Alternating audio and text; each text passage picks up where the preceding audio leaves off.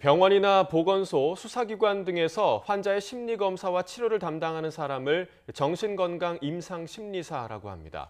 이 자격을 따려면 의사나 회계사처럼 일정 기간 수련 생활을 해야 하는데요. 한 수련생이 3년간 월급은 거의 받지 못한 채 병원에서 일하며 이른바 열정페이를 강요받았다는 제보가 들어왔습니다. 박기원 기자가 보도합니다. 심리학 석사 김진호 씨는 지난 3년 동안 정신병원에서 수련 생활을 했습니다. 정신건강 임상심리사 1급은 석사를 마친 뒤 3년 동안 수련생으로 일해야 자격증을 받을 수 있기 때문이었습니다. 일주일에 4일씩 3년간 모두 3,300시간 넘게 일했는데 월급은 고작 40만 원 정도였습니다. 한 달에 1년차 때는 30만 원, 2년차 때는 40만 원. 심리평가나 심리치료 똑같은 업무를 했었고, 수련생이 검사를 하더라도 똑같은 환자에게 금액을 받았고.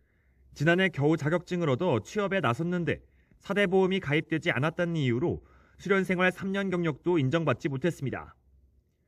근로복지공단에 따졌더니 수련생은 연간 1,000시간의 교육 시간을 초과해 일했을 때만 임금을 줘야 한다는 국립정신건강센터 지침을 내세웠습니다. 정부기관이 매년 수련생의 1,000시간 근무를 무급으로 보장해준 셈입니다. 보건복지부 장관이 승인한 내용이다. 그러니까 무급이 당연하다라는 논리로 되니까 이게 되게 황당한 거죠.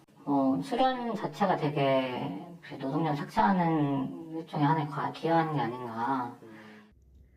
이 같은 지침을 적용받은 건 김 씨뿐만이 아니었습니다. 세 분야로 나뉘는 정신건강 전문요원 수련생들은 모두 같은 지침을 적용받아 사실상 무료봉사와 다름없는 열정페이를 강요당했습니다. 최저임금을 못 받는 곳도 암암리에 있고요. 수련을 해주는 조건으로 그 법인에 후원금을 낸다든지 소문날 수 있다라는 불안감 이런 것 때문에 그냥 암묵적으로 내가 1년 수련 받으려면 이렇게 참고 해야지 이런 게 강한 거죠. 국립정신건강센터는 수련 기간은 근로시간으로 볼 수 없다며 수련이 아니라 일을 시킨 해당 병원에 문제가 있다고 답했습니다. 하지만 수년간의 수습 과정을 거치는 다른 직종 수련생은 대부분 노동자로 인정받고 있습니다. 수련 의사는 대법원 판결로, 수습 공인회계사는 고용노동부의 행정판단으로 근로자로 인정됐고 별도 지침도 마련돼 있습니다.